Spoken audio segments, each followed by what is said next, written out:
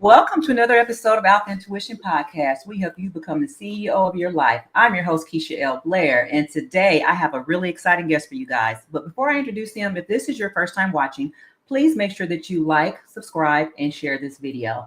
Now, Alpha Intuition family, I want to let you know, look, I met a superstar this past weekend, and I brought him here to my show. He calls himself the sales confidence coach. He is a powerhouse in the world of sales, communication, and confidence. And he's known as the sales confidence coach. And officially, nickname is it Rhino Man? Rhino Man. Okay. He's been helping professionals boost their sales, own their voice, and get results without feeling pushy or fake. With over 30 years of experience, 8 published books, and a podcast that he hosts with his wife, Dr. Lisa Santiago McNeill. This guest brings fire, fun, and wisdom with every time he speaks. Alpha Intuition family, help me to welcome Mr. Brian K. McNeill. What is up, Brian? Good job, Sister Keisha. Thank you very much. I am super excited to be here with you today. Yes, this past Saturday, meeting you was amazing because we shared the platform.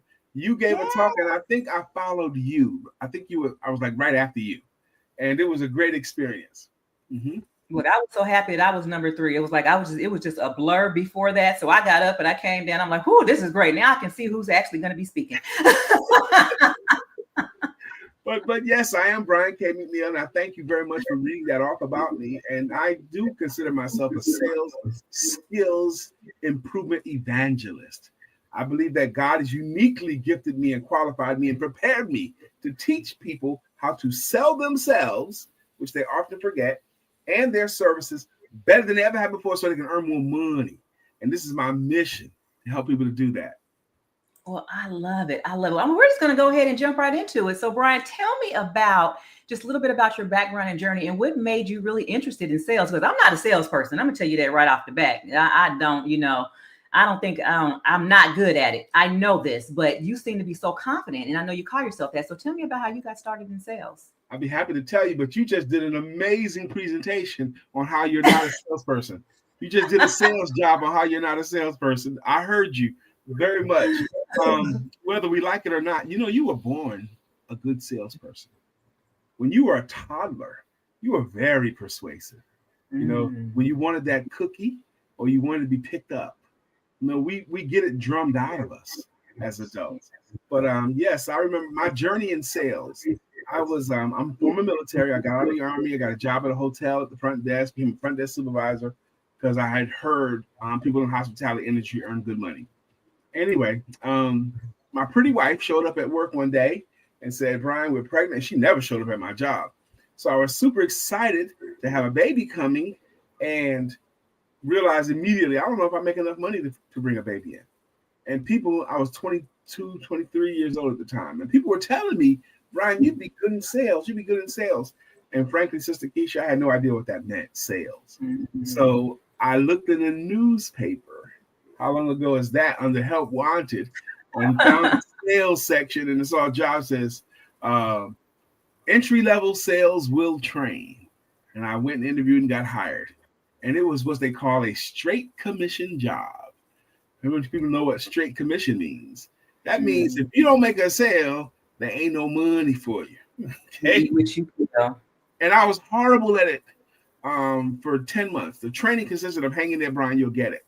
And as if by providence, I discovered a used bookstore to get out of the heat and was looking around at some books, ended up in the business section, and I found a book on selling.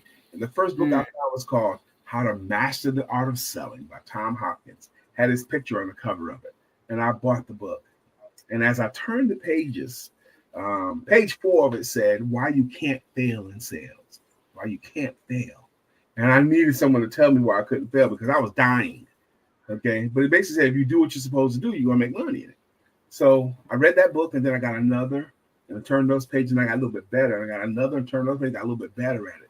And by my count, my sister, I've read more than 700 books on how to sell, how to manage salespeople, or personal development. And that's a conservative estimate because several of the books I read more than one time. Several of the books I read again and again because it's just that good. But and I was reading them, and whatever I read, I would teach because I had a sales force. I was a sales manager. So I would read in the morning and teach it that morning too. when I got to the office, whatever, and it really, really got into my system that way. So as I was learning and reading, and one lady hit me in the belly. She says, Brian, you keep quoting all these other sales books. Where's your sales book? And I didn't have one. And it was 10 years after that before I got my first sales book. But right after that, I had opened up my own company my first business was called Rhino Sales and Seminars. Rhino Sales and Seminars. Rhinos are my thing. I have rhinos in every room of the house. Oh, so what does the rhino represent? There was a great book written in 1980 called Rhinoceros Success by a guy named Scott Alexander. And it's basically running a parallel between rhinos and cows. Like a cow will stay in the same pasture in the same field for a whole life, as long as it's got enough grass to eat, enough water to drink, and never even wonder what's over the hill. Whereas rhinos get up and charge their rhino horns, and they go after things, they stamp out fires, and they live their life. And it has some metaphors. Like one of my books is called Why Rhinos Make Great Salespeople. It's metaphors. Like rhinos have thick skins, which I equate to not taking things personally. Rhinos they're physically strong, which I equate to being determined. They have horrible eyesight, which I equate to not even noticing little things in the way. They don't even see that little stuff. They just keep going. But the coolest, and have incredible hearing, which I equate to being great listeners. But the coolest things are the last two features of the rhino. One is the way their legs work.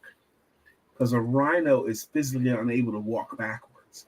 They can turn around, but walking backwards they don't do. So if you go for your goal, the way a rhino would go for their goal, the only physical option you have is continue going forward until you reach it.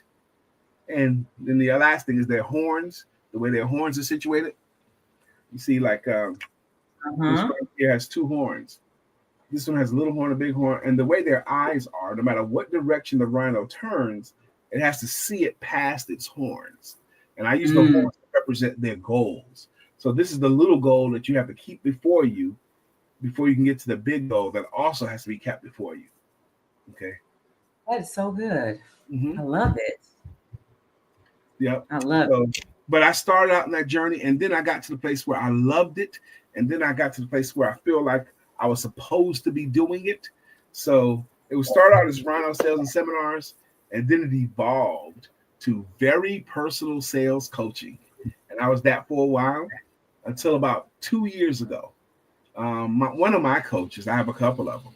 One of my coaches says, Brian, why don't you start interviewing your past clients and ask them, what do they really get from working with you? And I did. I asked a bunch of clients, remember that time you worked with me? What did you get out of that? What did you get out of that? And overwhelmingly, the word that came forward again and again, Sister Keisha, was confidence. Wow. Confidence. So I rebranded about 2.5 years ago from very personal sales coaching to the Sales Confidence Coach. And I like the title too, the Sales Confidence Coach. And even if you look at my LinkedIn recommendations, I got over 130, I think, on LinkedIn. But sales, I got confidence. It's all over the recommendations. And you will be more confident too. I love it. I really do. That, like, you're making me more confident now just listening to you. That's great. Look. You probably can't see her, but I got my little friend up here on top. See, that's a unicorn. So I got my pink I see that pink unicorn. I see it. Yeah. So people don't understand, though. The pink unicorn represents, to me, I resonated with that because I'm an electrician. There's not very many of me that exist. So I feel like I'm a unicorn. Electricians. Yes. So I'm a unicorn. So, and I love the color pink. So I'm a pink unicorn. In all your years managing maintenance teams, that's not a woman's job, right? It's not. You're a unicorn. I am a unicorn, 100%. And I'm Rhino Man. One of my cars, the front plate says Rhino Man.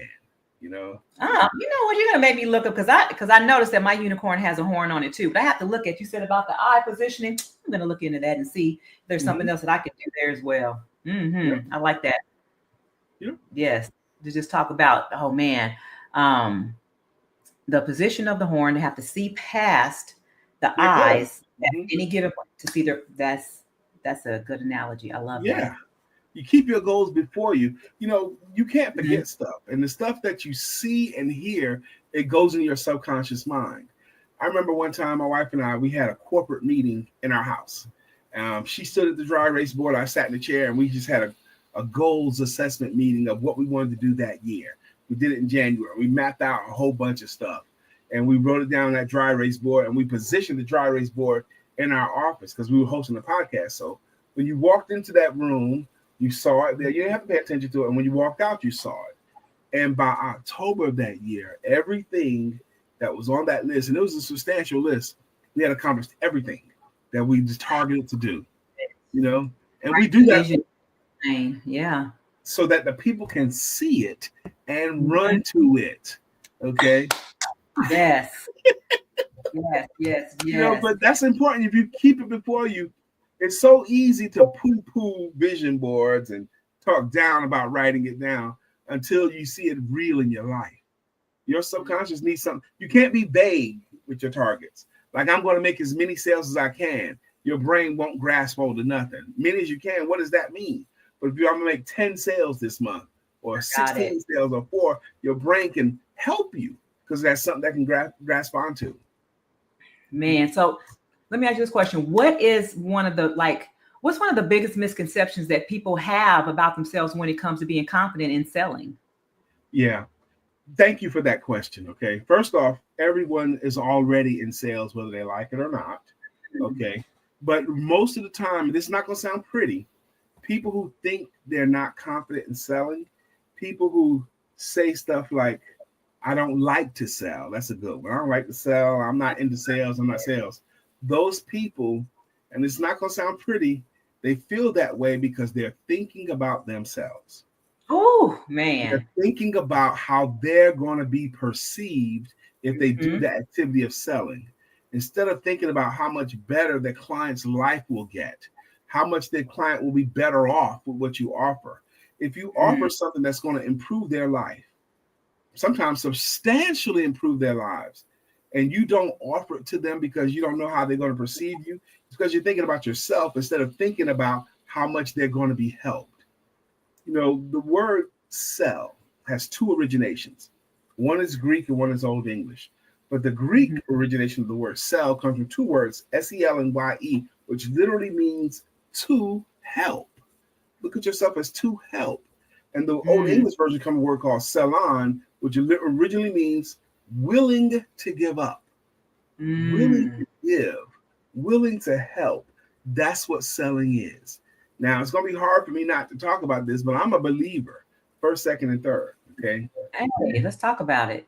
And the Bible is clear. You're supposed to do business until I return. You're supposed to make some money with the skills, gifts, and talents that you are blessed to have. You're supposed to do it. And there's penalties if you don't. One of my favorite scriptures is Proverbs 11:26. And it says clearly that people wish curses upon the one who withholds the grain. They curse you if you hold it back, but they wish blessings upon the ones that will sell it. And your grain is your intellectual property. Your grain is your solutions. Your grain is the thing that you offer that can be helpful to someone. And the Bible is clear. If you refuse to sell it, curse you. Okay, but if you will sell it, blessings upon you, because your willingness to sell makes it available to the one that can benefit from it. That's right. You gotta be willing. They need my service. I could tell they need my service. You know, they need my help. They need my help. I could tell they're talking about needing my help, but I won't sell it to them because I'm afraid of selling and I don't like to sell. That is being selfish. Look, well, since we're talking about the Bible, I'm going to ask you this question. What is the biggest crime that entrepreneurs are regularly committing? The biggest crime that entrepreneurs are regularly committing today, and I talk to them every day, is entrepreneurs today won't even ask for business. They'll do a good presentation and then stop.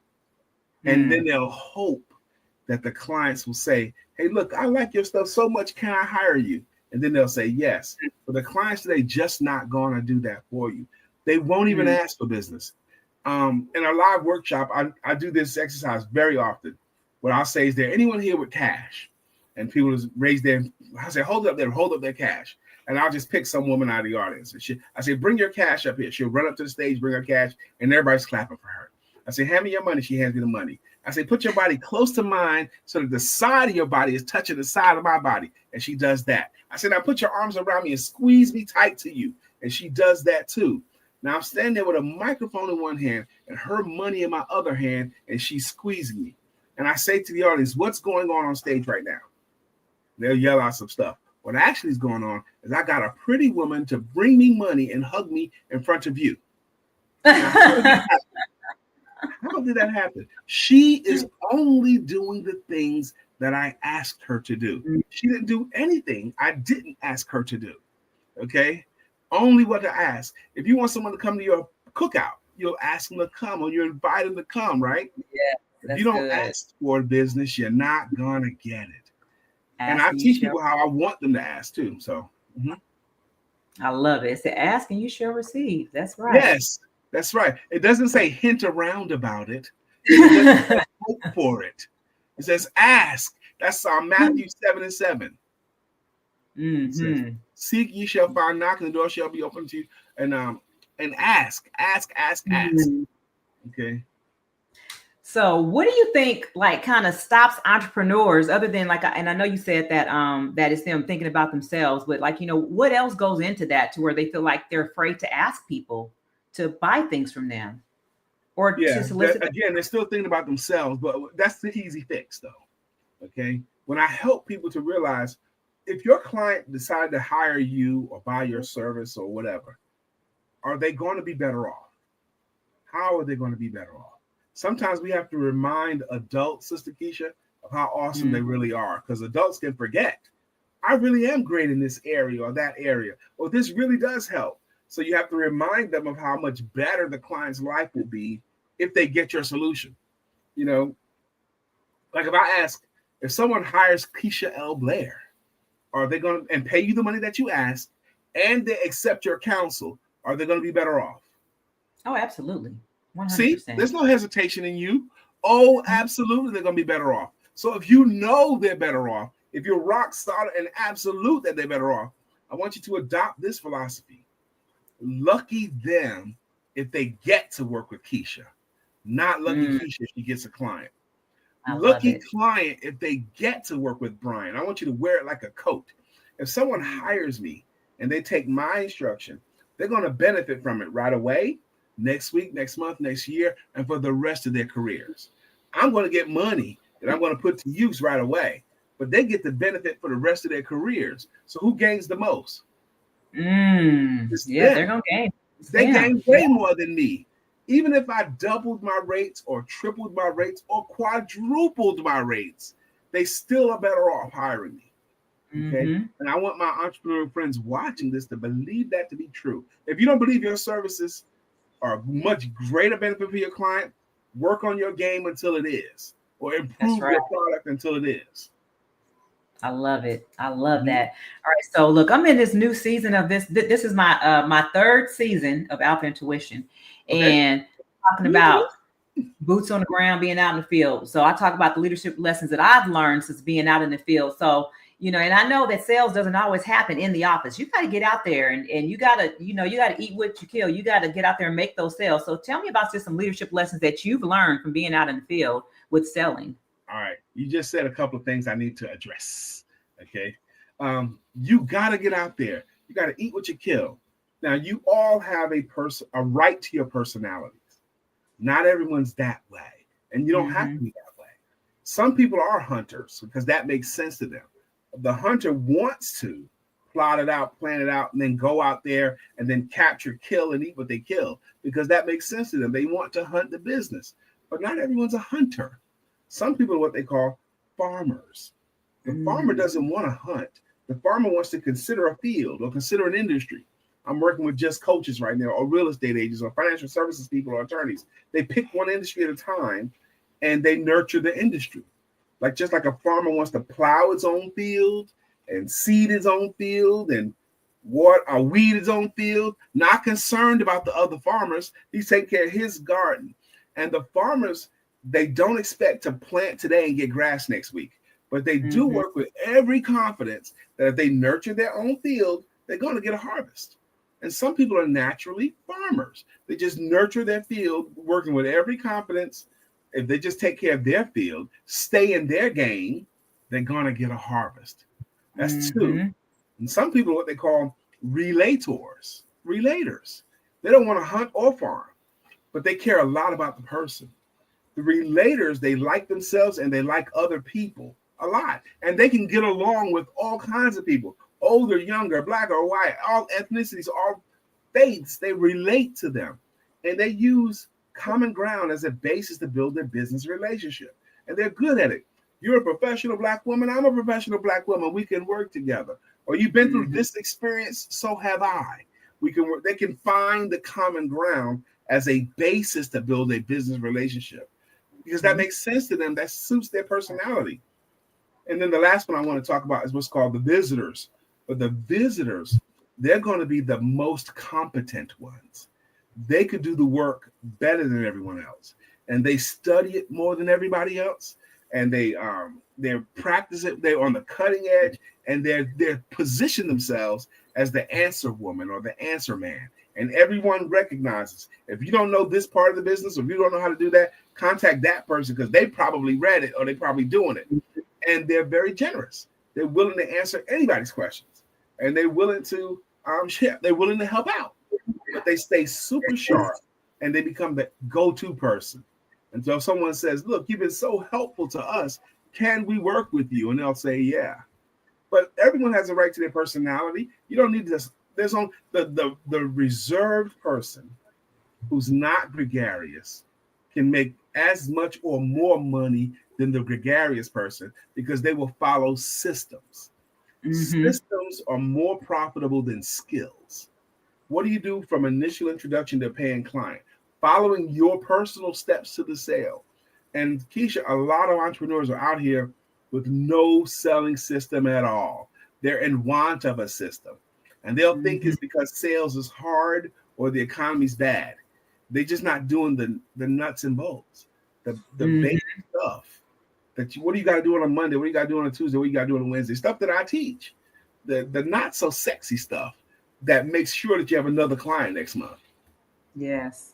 Yes, because you can just say, okay, well, I'm going to have 10 clients, and then it'll just be 10 clients. What about next month and the month after that and the month after that? So you have to figure out how to duplicate what you're doing and then replicate the process. As awesome as I am in sales, and I really am awesome, my business, this is my fourth try in. It failed 3 other times.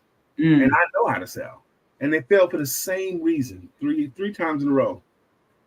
I would go into business myself, and the first month or two, I have no clients. I just hustle, get clients, and then I'd get clients. I get 6, 10 of them, and then I get all this money.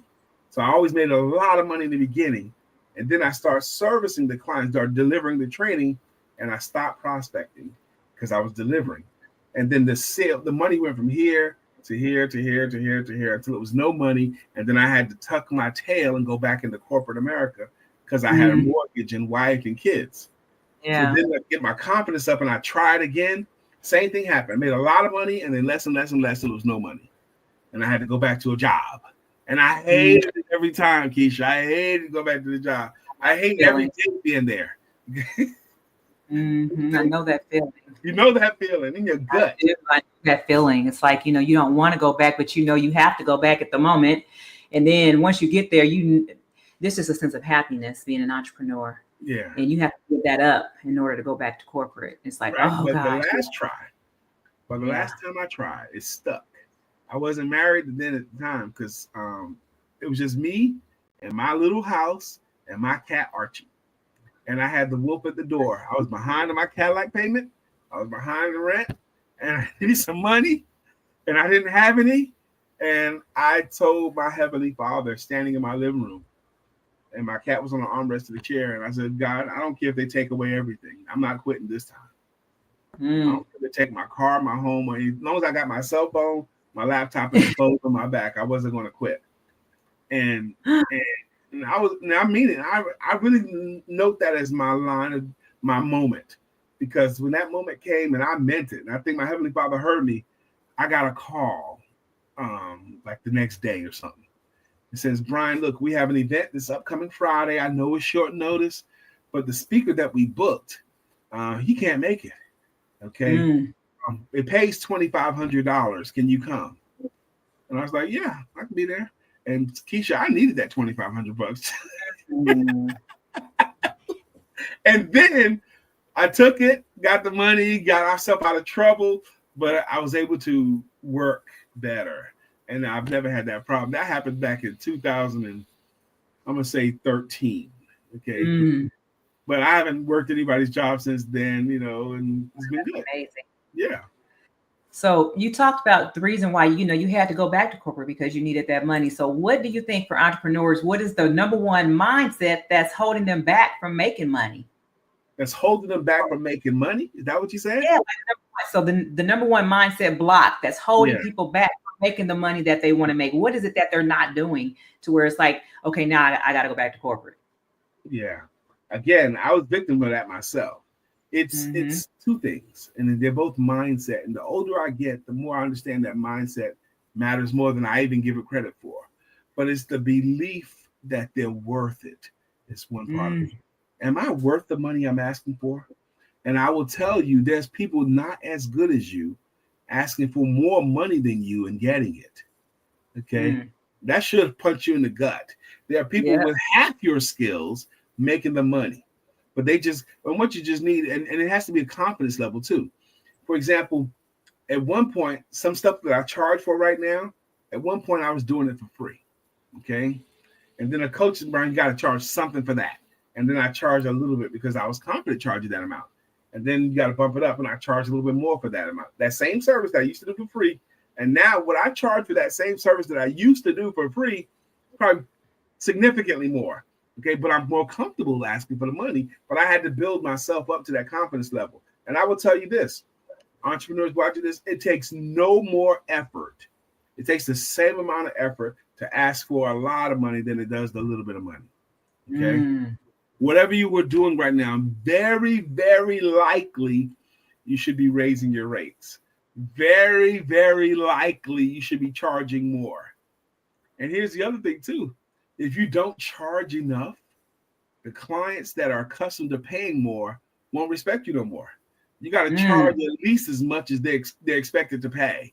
You got to charge at least as much as what like if they're accustomed to paying 20 grand for something or 20 grand for a consultant, and you come in, I'll do it for 7,500. They'll say, no, I don't want a $7,500 consultant. I want somebody good. They'll equate what you charge with how good you are. Wow. That's not pretty, but it's what it is. That's good information. And so you've limited yourself and saying, okay, I'm only a $5,000 speaker. We don't want a $5,000 speaker. We want a $20,000 speaker. And had you said, okay, $20,000 speaker, they would have given you $20,000. They would have, because that's the speaker that they wanted. Okay, especially like in your game, like for retreats, for example. I do tons of them. Boot camps and retreats. There was one time, Keisha, I felt like it's impossible for any man in America to do more women's boot camps, more women's small business symposiums, because I was like the only man in all of these. I think I went like a couple of years where I was doing women's workshops all the time. And it seemed like my reputation was, if you need a sales speaker for your event, Brian's the guy. And we were flying coast to coast, doing all these women boot camps. And so I wanted to say that to say, where was I going? I had a senior moment. But women's boot camps, because when you're doing boot camps like that, when you're going around and around, you have to charge enough. That's what it is. You got to charge appropriately for these boot camps. No, I love it. I love it. So you said something there just even about, how you have to ask. So let's talk about like the know, like, and trust factor. Because sometimes people feel like, if they don't know me or they don't like me, don't trust me, then I can't ask. So let's talk about that. Boy, I'm so glad you brought this up. People do business with people that they know, like, and trust, right? Boom. Yes. And that's just not true. It's just not. You do business all the time with people that you barely know. And there's a lot of people that you know very well, and you like a whole lot, and you know what business they're in, but you've never done business with them. Why not? And probably wouldn't. You know what I mean? And probably wouldn't. That is so true. And probably wouldn't because Yeah. you don't have a reason to. You know, you have a reason to like them. If you're going trying to be liked, you'll get liked. If you're trying to help them with your services, well, then that's another thing too. There's a lot of people that know you and they like you a great deal. And they speak well of you in your absence. They even admire you in some cases, but they've never done business with you, even though they could have, and they won't. Why not? Because you haven't given them a reason to. Liking you is not enough of a reason why. It's just not. Okay, I could go visit a networking group and get more business out of there in one day than people that have been in that group for years because I give them a reason to work with me. Why do you think people, can I give you some of the reasons why they will say yes? Please. Okay, I do a whole workshop on the 7 reasons why clients will say yes to you. Time. Do you offer a service that's going to either save them some time or help them to achieve a result faster? If there's any result they'll achieve faster with your help than without your help, you should talk about that because saving them some time or helping to achieve a result faster is a good reason to give you money. Time. A lot of people help them with time, but don't even mention it. It's like a great benefit that they have that never use, and it's just the same thing as not having that benefit.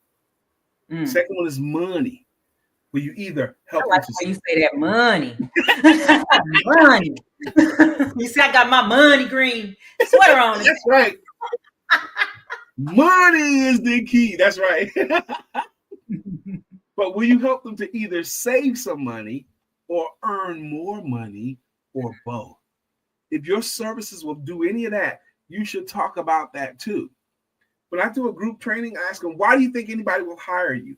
I hear stuff like, because I'm honest, because I'm hardworking, because I'm passionate, because I love people, because I have 10 years experience, because I have 3 degrees and 4 certifications, because I'm fun, because I'm funny, because I really, really care, because I go the extra mile, because I'm always available.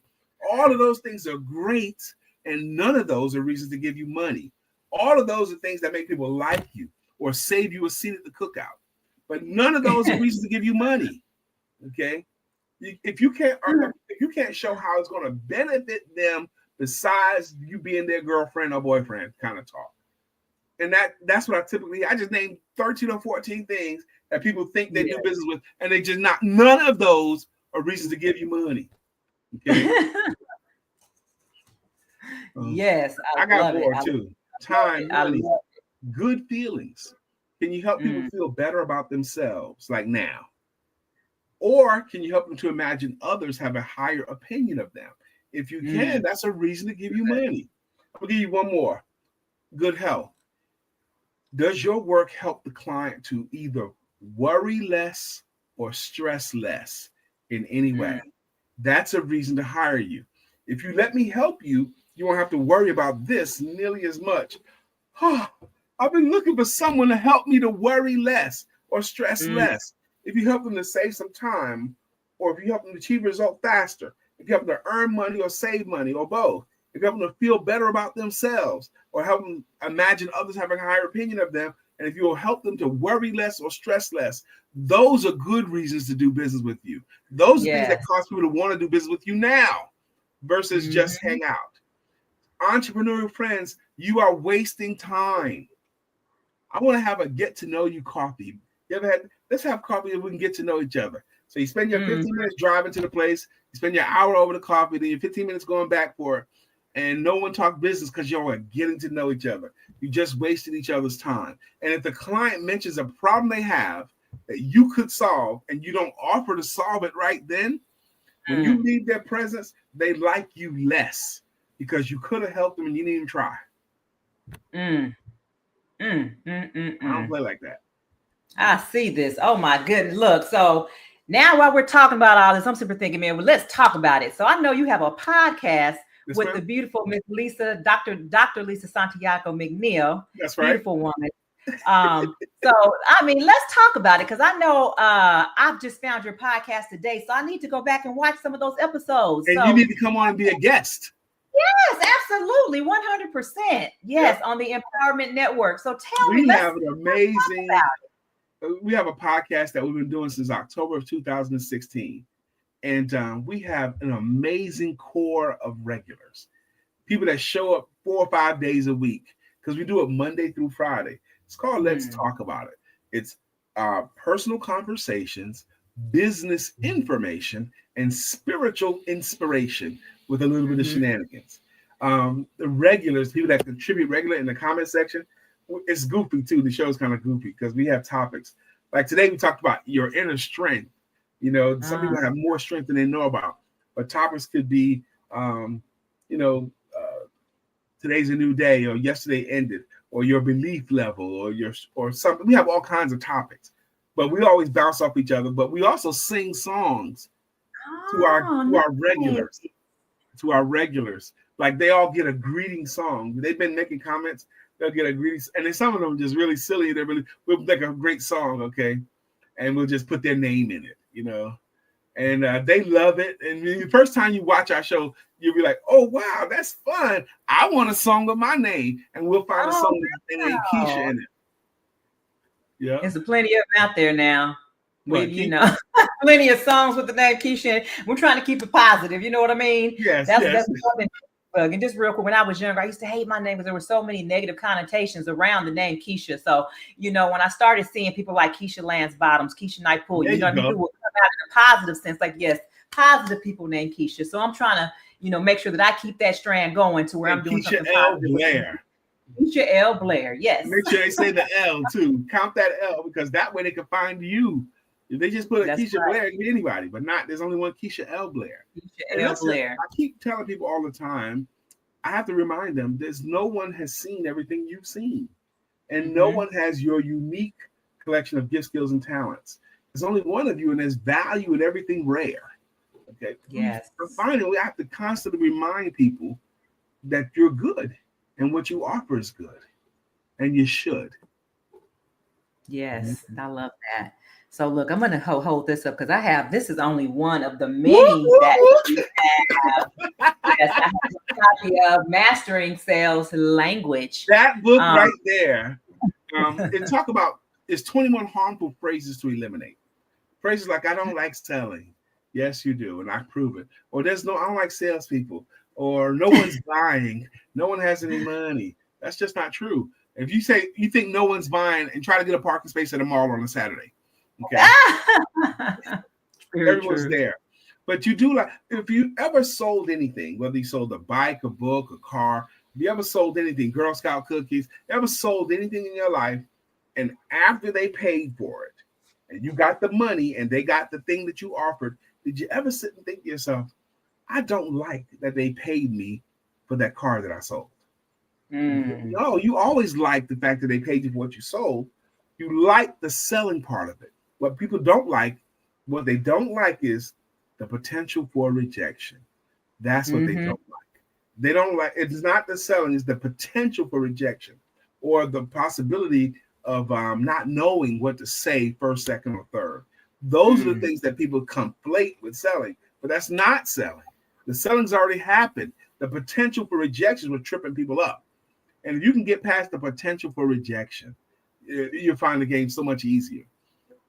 And this often is easier for men than women because men get practice.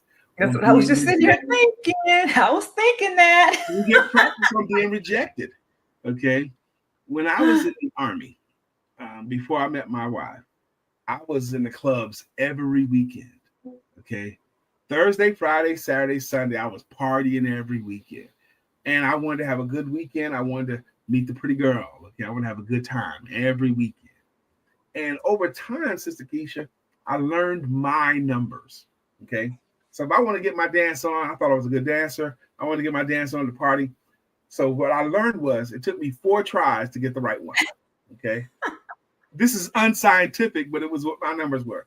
So first I would ask the prettiest girl in the club, the finest thing in there. I'd ask her to dance first because she can't say yes. She has to say no because she's too fine to go dance. So the first ask her.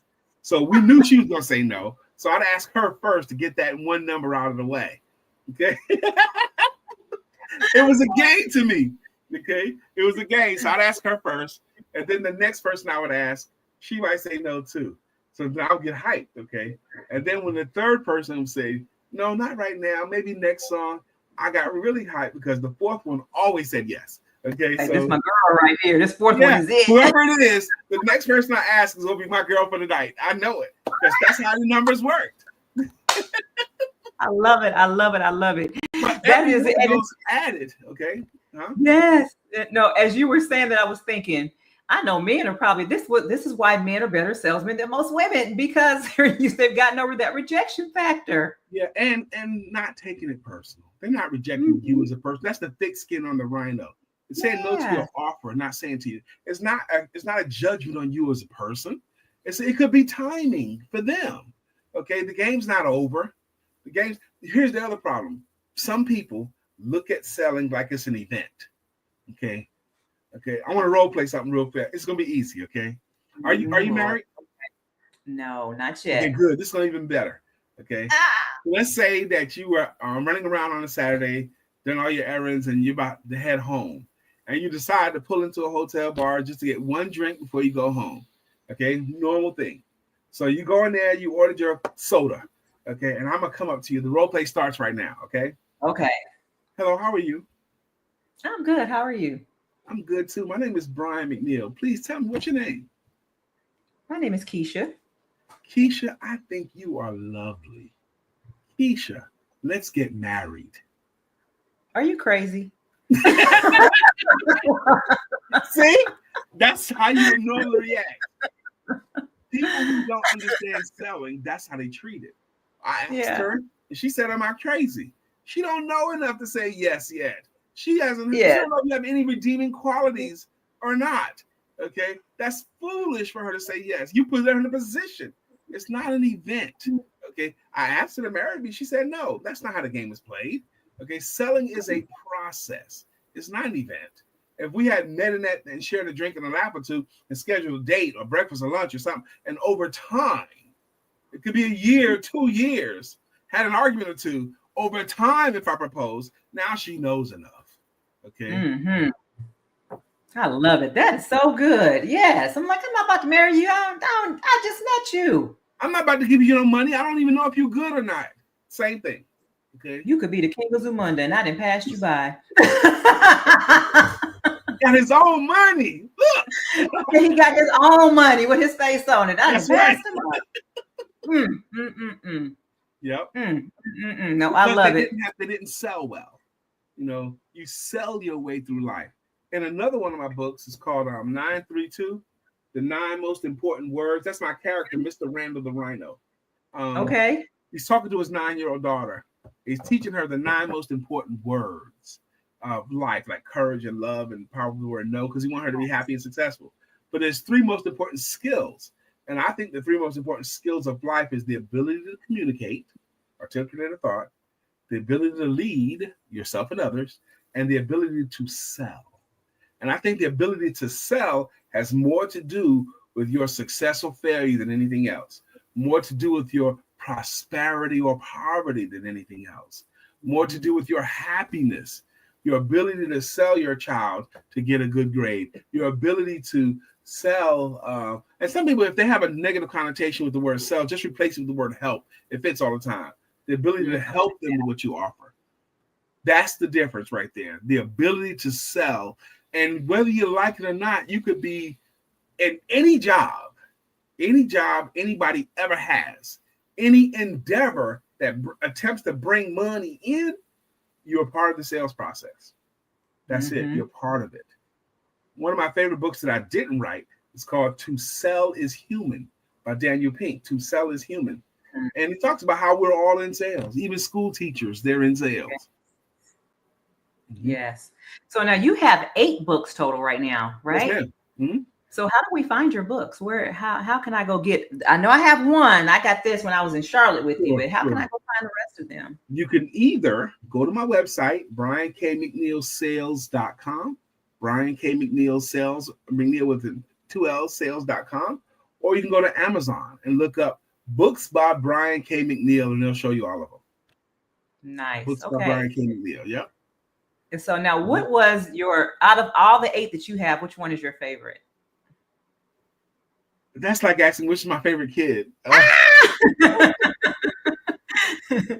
will say, can I take you on a little journey? Okay. Go ahead.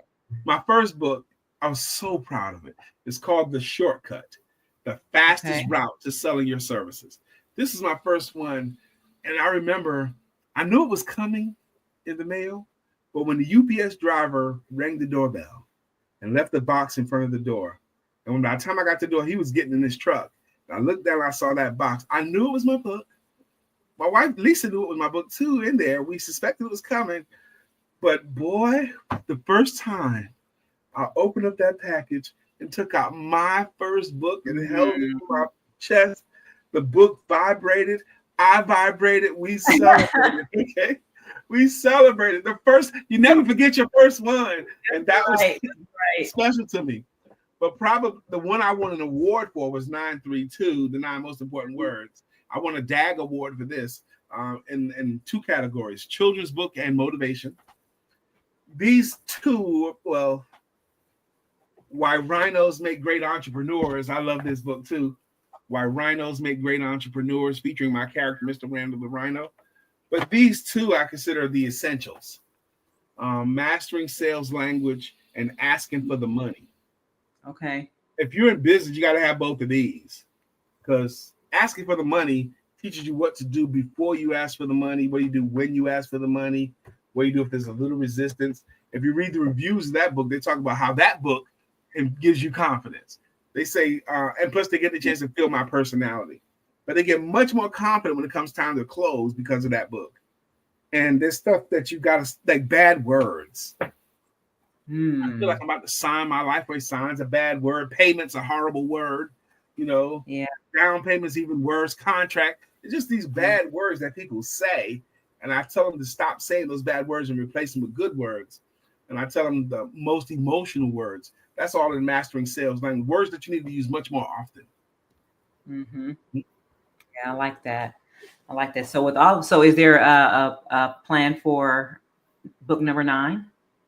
Yeah. I got I have the Mastering Sales Language. I wrote this book while I was writing another book called Selling You with Confidence. Selling You, how to sell yourself with confidence. But while I was writing that, this book came to me fast. So I put that on the shelf and I finished and I wrote that one, but I still have that one to come.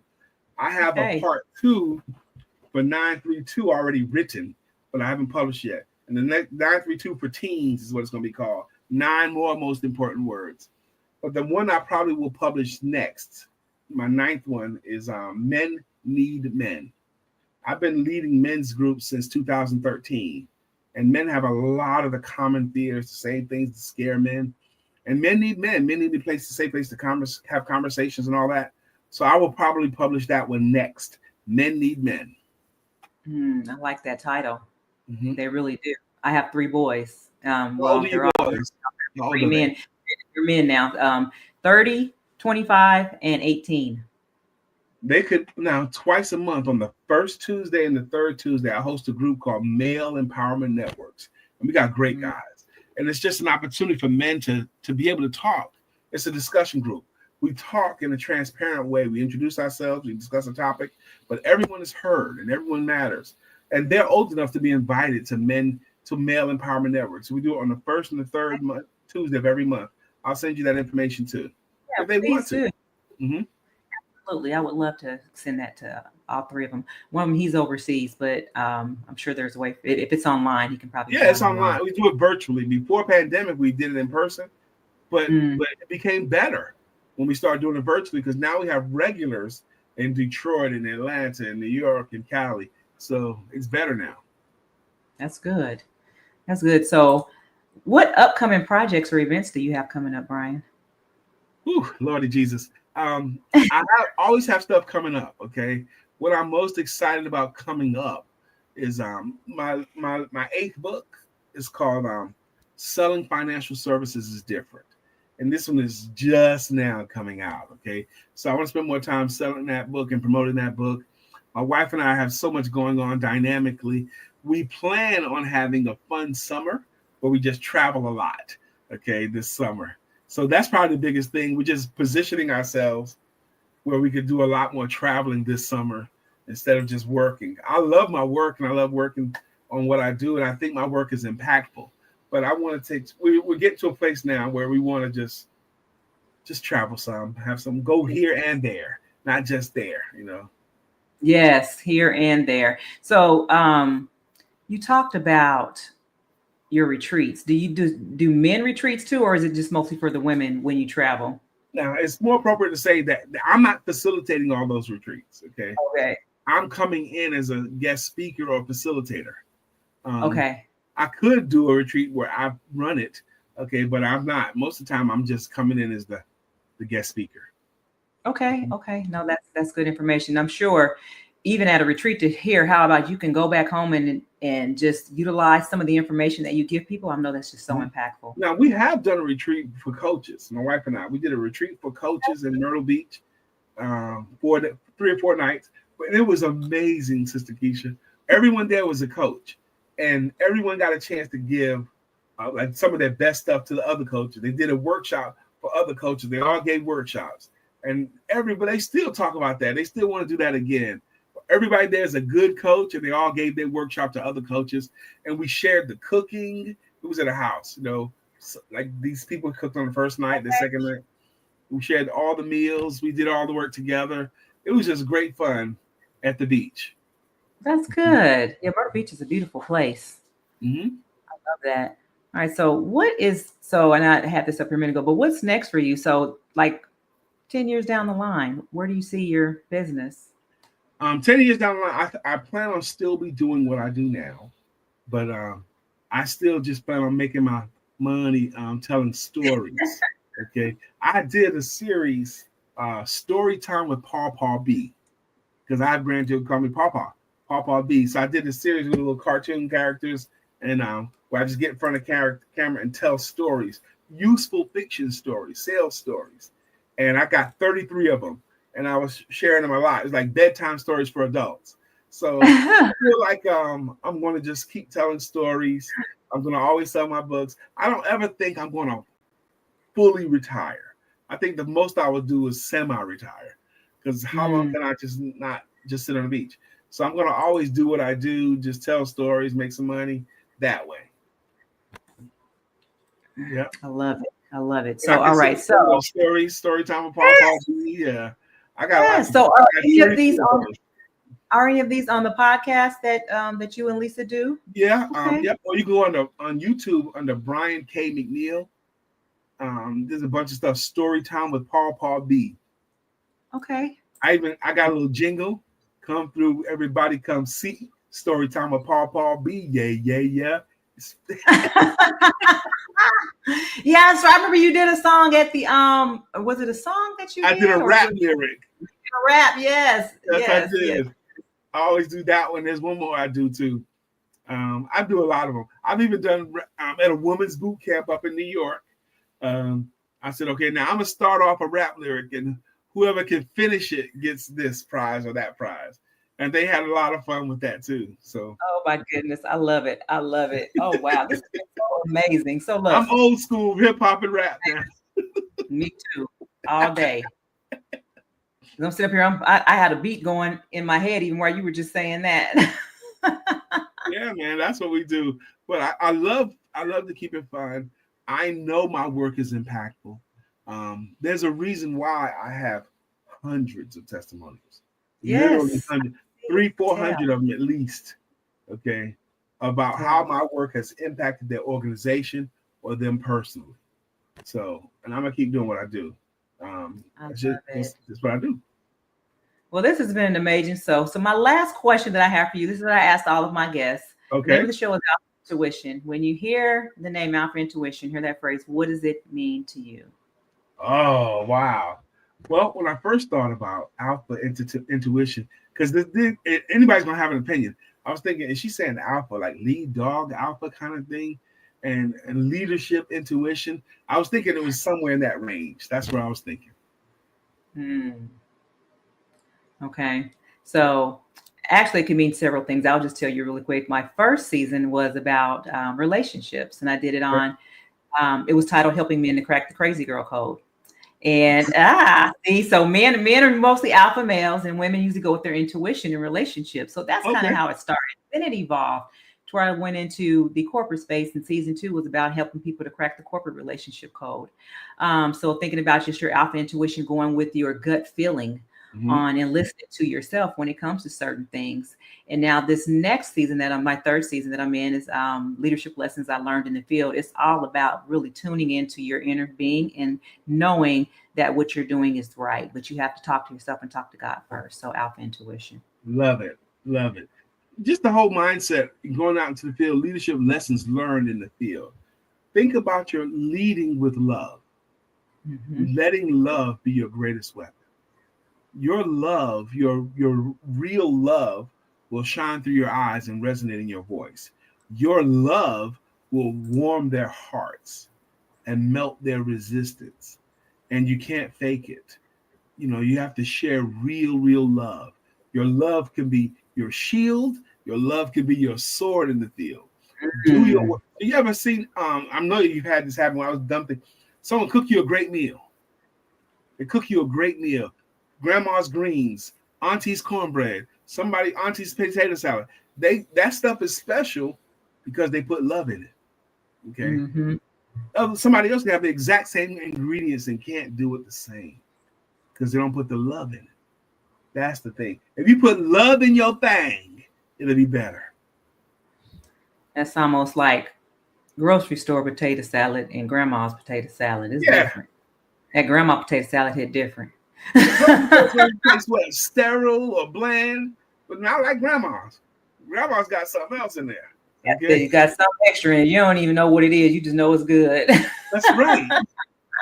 That's exactly right. I love it. I love it. Well, Brian, thank you so much. This has been an amazing discussion. I thank you so much for coming on Alpha Intuition. I really, truly enjoyed this conversation. So yes, look, I'm gonna have to bring you and Lisa back. I'm gonna have to go on. Let's talk about it. We're gonna make sure we make it happen 100%. And you guys, look, if you guys are worried about selling, y'all need to go out here and get some of these books. This man has written 8 books about sales. If he just said, "Oh, I just wrote one," he's an expert. And we didn't even calculate up all the hours to where you talked about how many hours you were there. I was trying to think about how many hours you had over the past years, but doing what you've done, you're an expert in this industry, 100%. And just hearing the confidence in your voice, it just makes me more confident, even just to think about selling. So I want to thank you so much for the conversation. For having me. This has been fun for me too. I've enjoyed you. You're very good at interviewing, my sister. Thank you. Thank you. It's a process. So thank you so much. All right, Alpha Intuition family, I'm going to leave his information scrolling across the bottom as we get up out of here. But you guys make sure that you go and follow Brian on LinkedIn. Go ahead and subscribe to his YouTube channel, and make sure that you go to that network on YouTube as well, the Empowerment Network 3252. So you can go ahead and listen to some things that he and his wife talk about. And hey, we're just going to talk about it. So that's it for today, you guys. And just once again, don't forget to like, share, and subscribe. And if you guys leave me a review, any questions that you need to ask Brian, just put them in the comments and I'll make sure that we get them answered for you. But until next time, I need you guys to do 2 things for me. I need you to don't stop, keep climbing. And always, y'all got to keep that energy. Peace.